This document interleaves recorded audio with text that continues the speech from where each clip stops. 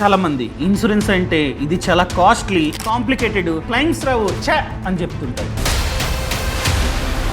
అలాంటి వాళ్ళ కోసం మన సెంట్రల్ గవర్నమెంట్ చాలా తక్కువ ప్రీమియంతో కొన్ని ఇన్సూరెన్స్ ప్లాన్స్ ని ఆఫర్ చేస్తుంది. వీటి ప్రీమియం చాలా తక్కువ, కొన్ని అయితే కంప్లీట్ గా ఫ్రీ అండ్ కొన్నిటికైతే సంవత్సరానికి ప్రీమియం 20 రూపీస్ మాత్రమే, కొన్నిటికి 300, కొన్నిటికి 500, అంత తక్కువ. అండ్ క్లెయిమ్స్ కూడా వస్తున్నాయి, ఎందుకంటే ఇది ప్రభుత్వ పాలసీలు. సో ఈ రోజు ఈ వీడియోలో 4 ప్రభుత్వ స్కీమ్స్ గురించి, 4 ప్రభుత్వ ఇన్సూరెన్స్ ప్లాన్స్ గురించి పిన్ టు పిన్ ఎక్స్ప్లెయిన్ చేస్తా. వీటికి ఎలా అప్లై చేయాలి, ఎక్కడ అప్లై చేయాలి, A to Z ప్రాక్టికల్గా స్క్రీన్ రికార్డింగ్ చేసి మరీ ఎక్స్ప్లెయిన్ చేస్తా. ఈ వీడియో మీకు చాలా బాగా యూజ్ అవుతుంది. సో ఈ వీడియోని లాస్ట్ వరకు చూడండి. అంతేకాకుండా ఇంతవరకు ఈ ఛానల్ని సబ్స్క్రైబ్ చేసుకోకపోతే ఇప్పుడే సబ్స్క్రైబ్ చేసుకోండి. నేను మీ కౌశిక్ మరిడి.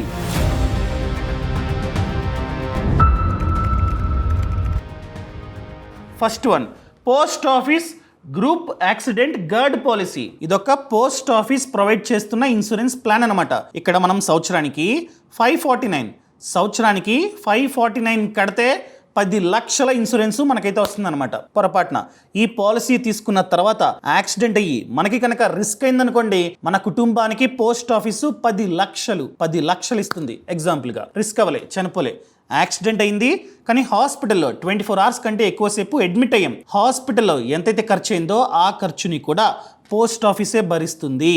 ఎంతవరకు? మ్యాక్స్ టు మ్యాక్స్ లక్ష వరకు పోస్ట్ ఆఫీసు భరిస్తుందన్నమాట. సో ఈ స్కీమ్ గురించి మీకు కావాలంటే డాక్యుమెంట్ ఓపెన్ చేసి ఎక్స్ప్లెయిన్ చేస్తా. ఇదిగోండి, post office Tata AIG insurance కంపెనీతో టైఅప్ అయ్యి ఈ ప్లాన్ ని ఇస్తుంది. అంటే ఓన్లీ టాటా ఏఐజీ కంపెనీయే కాదు, చాలా కంపెనీస్ తో పోస్ట్ ఆఫీసు టైఅప్ అయి ఉంది. మీరు పోస్ట్ ఆఫీస్కి వెళ్ళి ఈ స్కీమ్ కి అప్లై చేసే టైంలో వాళ్ళు అడుగుతారనమాట, ఏ ఇన్సూరెన్స్ కంపెనీ నుంచి ఈ ప్లాన్ కావాలి అని చెప్పి. మీకు నచ్చిన కంపెనీని మీరైతే చూస్ చేసుకోవచ్చు. ఇక్కడ డాక్యుమెంట్ నాకు టాటా ఏఐజీది దొరికింది, అందుకనే ఇది ఎక్స్ప్లెయిన్ చేస్తున్నా. కిందకు వచ్చా. ఇదిగోండి, ఇది గ్రూప్ యాక్సిడెంట్ గార్డ్ పాలసీ. ఏంటి గ్రూప్ పాలసీయా అంటే ఏంటి? ఫర్ ఎగ్జాంపుల్, మీరు ఒక కంపెనీలో జాబ్ చేస్తున్నారు, ఎంతమంది అయితే ఎంప్లాయీస్ ఉన్నారో అందరికీ కలిపి అందరినీ ఒక గ్రూప్గా ఫామ్ చేసి మీకు హెల్త్ ఇన్సూరెన్స్ని ప్రొవైడ్ చేస్తూ ఉంటారు. ఇది కూడా సేమ్. ఫర్ ఎగ్జాంపుల్, ఈ మంత్లో ఎంతమంది అయితే ఈ పాలసీకి అప్లై చేస్తున్నారో వాళ్ళందరినీ ఒక గ్రూప్గా ఫామ్ చేసి ఈ ప్లాన్ని మనకి ఇస్తారనమాట. ఇక్కడే ఉంది, యాక్సిడెంట్ అయ్యి చనిపోతే మాత్రమే, యాక్సిడెంట్ అయ్యి హాస్పిటల్ అడ్మిట్ అయితే మాత్రమే ఈ క్లెయిమ్ మనకు వస్తుంది అనమాట. ఈ పాలసీలో 2 ప్లాన్స్ ఉన్నాయి, ఒకటి బేసిక్, ఇంకొకటి ప్రీమియం. బేసిక్ అనుకోండి, కవరేజ్ జస్ట్ 5 lakhs మాత్రమే. ఇదిగోండి ఆప్షన్ 2, ఎంత? సమ్ ఇన్ష్యూర్డ్ 5 lakhs సరిపోదు. ఇంకొకటి ప్రీమియంలో సమ్ ఇన్ష్యూర్డ్ అనగా కవరేజ్ 10 lakhs అనమాట. అర్థమైందా? ఇక్కడ ప్రీమియం సంవత్సరానికి 549. దేనికి? 10 లక్షల కవరేజ్కి సంవత్సరానికి ప్రీమియం 549. 5 lakhs కవరేజ్కి సంవత్సరానికి ప్రీమియం చూసుకున్నట్లయితే 339 మాత్రమే. నన్ను అడిగినట్లయితే ఫస్ట్ వన్, ఆప్షన్ 1 ఇదే తీసుకోండి, ఎందుకంటే 10 lakhs అన్న ఉండాలండి. సో దీంట్లో భాగంగా యాక్సిడెంట్ అయ్యి చనిపోతే మన కుటుంబానికి 100% ఆఫ్ సమ్ ఇన్ష్యూర్డ్ అనగా ఈ 10 lakhs మన కుటుంబానికి ఇస్తుంది బీమా సంస్థ. మనం ఖచ్చితంగా యాక్సిడెంట్ అయ్యి చనిపోవాలి. అంటే రోడ్ యాక్సిడెంట్ కావచ్చు, ట్రైన్ యాక్సిడెంట్, ఫ్లైట్ యాక్సిడెంట్, ఏదైనా కావచ్చు. ఒక ఫ్యాక్టరీలో పనిచేస్తూ ఉన్నాం, చిన్న ఫైర్ యాక్సిడెంట్ జరిగింది, ఎస్ క్లెయిమ్ వస్తుంది. లేకపోతే మెషిన్ ఉంటుంది కదా, మెషిన్ వల్ల చనిపోయాం, క్లెయిమ్ వస్తుంది. అదేవిధంగా పర్మనెంట్ టోటల్ డిసేబిలిటీ అంటే చిన్న యాక్సిడెంట్ అయ్యి మన చెయ్యి పోయింది, కంప్లీట్గా చెయ్యి తీసేశారు, ఎస్ 10 lakhs. అదేవిధంగా కాలు తీసేశారు, 10 lakhs. And permanent partial disability అంటే ఈ హస్తం యాక్సిడెంట్ అయ్యి ఈ హస్తం పోయింది కంప్లీట్గా. అలాంటప్పుడు ఎంతైతే పోయిందో దాని ప్రకారంగా, ఫర్ ఎగ్జాంపుల్ ఇంత పోయిందా అంటే ఇంత కట్ అయిందా, లేకపోతే ఫుల్ కట్ అయిందా, దాని ప్రకారంగా 100% ఆఫ్ సమ్ ఇన్ష్యూర్డ్ మనకైతే వస్తుంది. అంటే బ్రతికే ఉంటాం కదా, బ్రతుకుంటే మనకిస్తుంది అనమాట పోస్ట్ ఆఫీసు, చనిపోతే మన కుటుంబానికి ఇస్తుంది 10 లక్షలు. అర్థమైందా? And accidental dismemberment and paralysis వచ్చిన, యాక్సిడెంట్ అయ్యి డిస్మెంబర్మెంట్ అయినా అంటే ఏంటి? ఎగ్జాంపుల్గా ఈ వేళ్ళు యాక్సిడెంట్ అయ్యి ఈ వేళ్ళు కంప్లీట్గా పోయాయి, తీసేశారు, ఇంకా రావు కదా.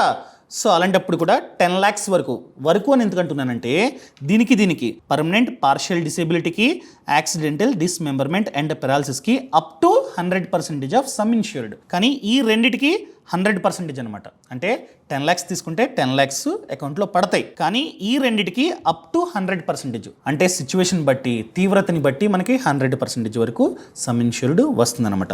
దీంట్లో చూసుకున్నట్లయితే 5 lakhs, కానీ దీంట్లో 10 lakhs. And next one, accidental medical expenses. అంటే యాక్సిడెంట్ అయ్యి మనం కనుక 24 hours కంటే ఎక్కువసేపు హాస్పిటల్ అడ్మిట్ అయ్యి హాస్పిటల్లో ఎంతైతే ఖర్చు అయిందో ఆ ఖర్చుని పోస్ట్ ఆఫీస్ భరిస్తుంది. సో ఈ ప్లాన్ తీసుకుంటే, ఆప్షన్ 1 తీసుకుంటే 1,00,000 వరకు పోస్ట్ ఆఫీసు భరిస్తుంది ఖర్చు. అదే ఈ ప్లాన్ తీసుకున్నాం అనుకోండి 50,000 వరకు మాత్రమే భరిస్తుంది. నేను చెప్పేది ఆప్షన్ 1 తీసుకోండి. అంటే 549 per year, సంవత్సరానికి 549. ఫర్ ఎగ్జాంపుల్ ఈ రోజు తీసుకుంటే నెక్స్ట్ ఇయర్ ఇదే రోజు వరకు ఈ ప్లాన్ యాక్టివ్లో ఉంటుంది. సంవత్సరానికి ఒకసారి కడితే చాలు. సో ఆ డేట్ వస్తుంది అనగానే ఇంకొకసారి కట్టి రెన్యువల్ చేసుకోండి. అర్థమైందా? Next one, ambulance service. For example accident అయింది, అంబులెన్స్లో మనల్ని హాస్పిటల్కి తీసుకెళ్లారు. ఈ ఖర్చు ఉంది కదా అంబులెన్స్ది, ఆ ఖర్చు కూడా 1,000 రూపాయల వరకు పోస్ట్ ఆఫీసే భరిస్తుంది. ఎగ్జాంపుల్గా కోమాలో ఉన్నాం, అలాంటప్పుడు ఎంతైతే ఖర్చు అయిందో 1,00,000 వరకు పోస్ట్ ఆఫీసే భరిస్తుంది. దీనికి మాత్రం 50,000 మాత్రమే ఈ ప్లాన్కి, ప్లాన్ 2కి. అండ్ కామన్ డిజాస్టర్ బెనిఫిట్ అంటే ఏంటి? ఎగ్జాంపుల్గా భూకంపం వచ్చింది, ఒక రాయి వచ్చి నెత్తి మీద పడింది పైనుంచి, సో హాస్పిటల్ అడ్మిట్ అయ్యారు, అది కూడా యాక్సిడెంటే. సో దీనికి 2 ప్లాన్స్ 50,000 వరకు భరిస్తాయి. Next one, education benefit. ఎగ్జాంపుల్గా యాక్సిడెంట్ అయింది, చెయ్యి కాలు విరిగింది, మనం బెడ్ మీదే ఉన్నాం, కానీ పిల్లలు స్కూల్కి వెళ్తున్నారు, వాళ్ళ స్కూల్ ఫీజు ఎవరు కడతారు? మనం కష్టపడట్లే, జాబ్ చేయట్లే, మానేసాం ఇలా జరగడం వల్ల. సో వాళ్ళ స్కూల్ ఫీజుని పోస్ట్ ఆఫీసు భరిస్తుంది. ఎంతవరకు? 1,00,000. ప్లాన్ 1 మీరు కనుక 549 కడితే 1,00,000 వరకు స్కూల్ ఫీజుని పోస్ట్ ఆఫీసే భరిస్తుంది. ఇలా చాలా బెనిఫిట్స్ ఉన్నాయన్నమాట. అన్నీ మీరు కావాలంటే చూడొచ్చు, ఎందుకంటే దీని గురించి ఆల్రెడీ వీడియో చేశా. ఆ వీడియో లింక్ కింద డిస్క్రిప్షన్లో ఇస్తున్నా, అది చూడండి, కంప్లీట్గా మీకైతే అర్థమవుతుంది. మీకు కావాలంటే ఈ డాక్యుమెంట్ని కింద డిస్క్రిప్షన్లో మెన్షన్ చేస్తానండి, మీరు ఓపెన్ చేసి చూసుకుంటే అన్ని బెనిఫిట్స్ A to Z మీరు చూసుకోవచ్చు. హాఫ్ నేనైతే ఎక్స్ప్లెయిన్ చేసా, హాఫ్ చేయట్లేదు అనమాట. సో మీరు కనుక ఈ స్కీమ్కి అప్లై చేద్దాం అనుకున్నట్లయితే పోస్ట్ ఆఫీస్కి వెళ్ళి డైరెక్ట్గా అప్లై చేసుకోవచ్చు. సో 549 రూపీస్ కడితే ఈ పాలసీ యాక్టివేట్ అవుతుంది. ఈ రోజు కట్టినట్లయితే నెక్స్ట్ ఇయర్ ఇదే రోజు మళ్ళీ రెన్యువల్ చేసుకోవాలి 549 కట్టి. సో కట్టిన వెంటనే యాక్టివ్ కాదు, ఈ రోజు కట్టినట్లయితే 15 days తర్వాత యాక్టివేట్ అవుతుంది. 15 days తర్వాత మనకి కనుక యాక్సిడెంట్ కారణం చేత, ఓన్లీ యాక్సిడెంట్, మళ్ళీ చెప్తున్నా, ఈ పాలసీ ఓన్లీ యాక్సిడెంట్ వల్ల చనిపోతే, యాక్సిడెంట్ వల్ల డిసేబిలిటీ అయితే మాత్రమే డబ్బులు వస్తాయి. క్లియర్? అదేవిధంగా హాస్పిటల్లో కూడా యాక్సిడెంట్ అయ్యి హాస్పిటల్లో 24 hours కంటే ఎక్కువసేపు అడ్మిట్ అయితే మాత్రమే డబ్బులు వస్తాయి, లేకపోతే రావు. ఇంకా నెక్స్ట్ వన్, ప్రధానమంత్రి సురక్ష బీమా యోజన. ఈ స్కీమ్కి మనం అప్లై చేయాలంటే మన ఏజ్ 18 to 70 మిడిల్లో ఉండాలి. స్క్రీన్ మీద కనిపిస్తున్న ఏ బ్యాంక్లో అయినా మీకు సేవింగ్స్ అకౌంట్ ఉంటే ఆ బ్యాంక్ వెళ్ళి డైరెక్ట్గా ఈ స్కీమ్కి అప్లై చేసుకోవచ్చు. ఇదొక ప్రభుత్వ స్కీమ్. ఇక్కడ ప్రీమియం, సంవత్సరానికి ప్రీమియం 20 రూపీస్ మాత్రమే. ఆ బ్యాంకు ఖాతా నుండి సంవత్సరానికి ఒకసారి 20 రూపీస్ కట్ అవుతాయి. ఈ స్కీమ్ కవరేజ్ 2 lakhs.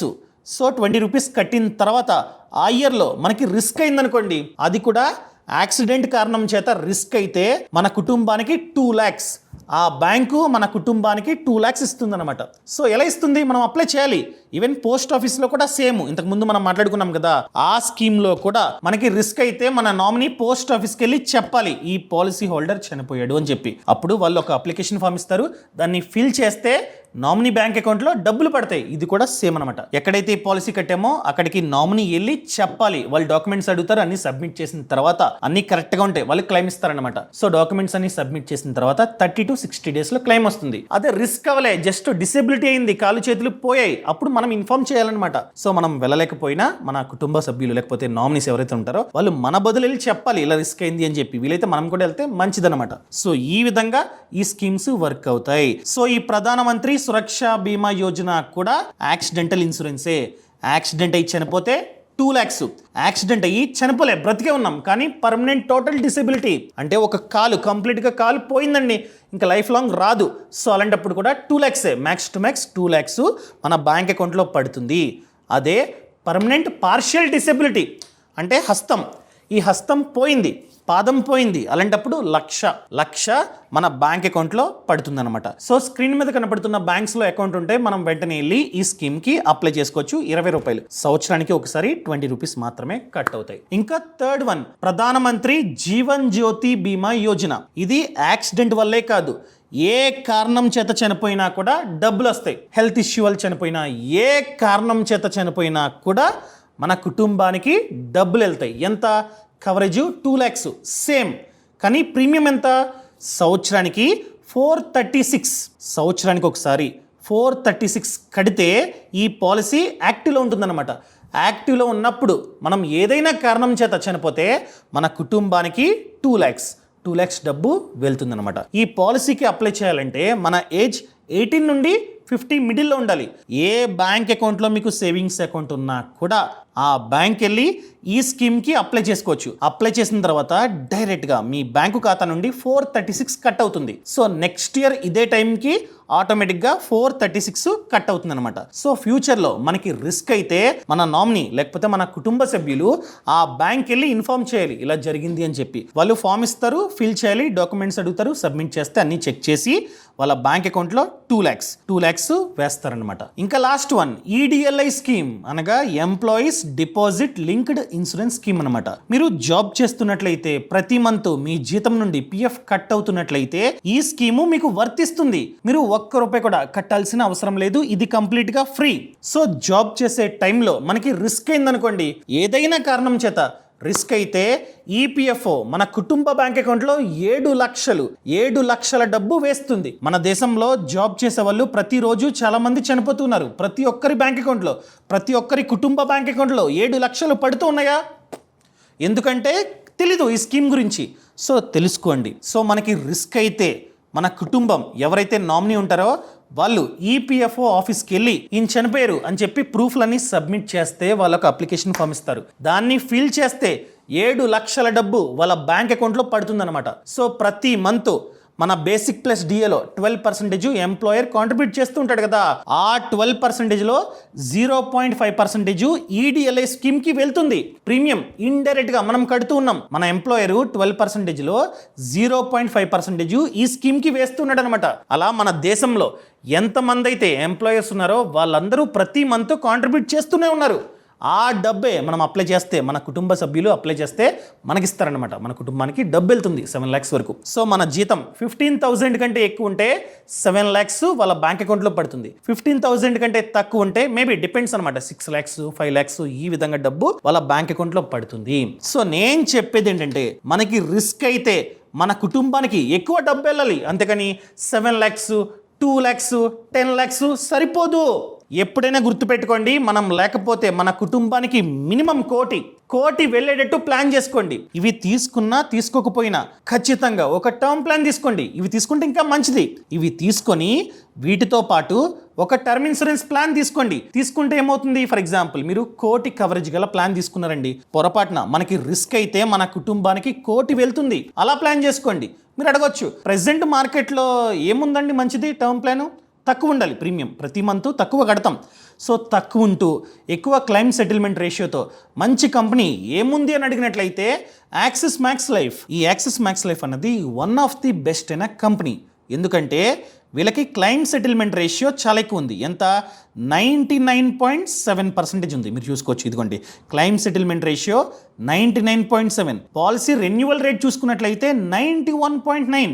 అంటే 100 మందిలో 91.9% రెన్యువల్ చేసుకుంటున్నారు ప్రతి ఇయర్, షిఫ్ట్ అవ్వకుండా వేరే దానికి, which is very good. And దాంతోపాటు ఈ ప్లాన్ తీసుకున్న తర్వాత మీకు నచ్చలేదనుకోండి, ఫస్ట్ 30 daysలో క్యాన్సిల్ చేసుకోవచ్చు. క్యాన్సిల్ చేసుకుంటే ఎంతైతే కట్టారో అదంతా వెనక్కి వస్తుంది అనమాట. దాంతోపాటు టోటల్ అసెట్స్ మేనేజ్డ్ అది చూసుకున్నట్లయితే 1,75,000 కోట్లు అంత డబ్బుని ఈ కంపెనీ మేనేజ్ చేస్తుంది. అండ్ సాల్వెన్సీ రేషియో 150% కంటే ఎక్కువ ఉంటే చాలు. కానీ ఈ కంపెనీకి 201% ఉంది. అండ్ దాంతోపాటు ఈ కంపెనీ వద్ద 1,00,00,000 మంది ఆల్రెడీ 1,00,00,000 మంది టర్మ్ ఇన్సూరెన్స్ ప్లాన్ ని తీసుకున్నారనమాట. ఒకవేళ తీసుకుందాం అనుకున్నట్లయితే లింక్ కింద డిస్క్రిప్షన్ లో పక్కన కామెంట్స్లో ఇచ్చా, క్లిక్ చేయగానే ఈ విధంగా పేజ్ ఓపెన్ అవుతుందన్నమాట. ఇక్కడ మీరు చూసుకోవచ్చు 1,00,00,000 కవరేజ్ గల ప్లాను 578 per month. ఒకవేళ మన ఏజ్ తక్కువ ఉండి పెద్దగా జబ్బులు లేవనుకోండి, మంత్లీ ప్రీమియం 578 రూపీస్ మాత్రమే. అండ్ ప్రెసెంట్ జిఎస్టీ కూడా లేదు, చాలా తగ్గింది. ఒకవేళ మీ పేరు మీద ఎంత చూపిస్తుందో చూసుకుందాం అనుకున్నట్లయితే లింక్ క్లిక్ చేసి ఇక్కడ మీ సమాచారం అంతా ఎంటర్ చేస్తే చూసుకోవచ్చు అనమాట. ఎంత కట్టాలో అదే చూపిస్తుంది. అండ్ దాంతో పాటు క్రిటికల్ ఇల్నెసెస్ 64 క్రిటికల్ ఇల్నెసెస్ ని మనమైతే యాడ్ చేసుకోవచ్చు. ఆ జబ్బులు ఫ్యూచర్ లో వస్తే లంసమ్ గా డబ్బు అనేది మన బ్యాంక్ అకౌంట్ లో పడుతుంది. అండ్ ఫ్యూచర్ లో మన నామినీ క్లెయిమ్ కి అప్లై చేస్తే ఇనీషియల్ గా కాస్త అడ్వాన్స్ డబ్బు వేస్తారనమాట. సో డాక్యుమెంట్స్ అన్ని సబ్మిట్ చేసిన తర్వాత రిమైనింగ్ డబ్బు అకౌంట్ లో పడుతుంది. అండ్ ఈ పాలసీ తీసుకుంటే ట్యాక్స్ బెనిఫిట్స్ సంవత్సరానికి 54,600 వరకు మనం ట్యాక్స్ ని ఆదా చేసుకోవచ్చు. సో నన్ను అడిగినట్లయితే ఈ గవర్నమెంట్ ప్లాన్స్ తో పాటు ఈ ₹1,00,00,000 కవరేజ్ గల ప్లాన్ ని తీసుకుంటే చాలా అంటే చాలా మంచిది. ఎందుకంటే క్లెయిమ్ సెటిల్మెంట్ రేషియో కూడా మంచిగా ఉంది కాబట్టి మనకి క్లెయిమ్ రావడానికి ఛాన్స్ ఉంది. ఒకవేళ తీసుకుందాం అనుకున్నట్లయితే లింక్ కింద డిస్క్రిప్షన్ లోని పక్కన కామెంట్స్ లో మెన్షన్ చేసా, క్లిక్ చేసి అంతా సమాచారం కరెక్ట్ గా ఇచ్చి తీసుకోండి. అండ్ ఈ సమాచారం మీకు నచ్చినట్లయితే నచ్చింది అని చెప్పండి, నచ్చలేదు అని చెప్పండి. Thank you so much. Thanks for watching. జై Hind. Boss Wala. Be the boss.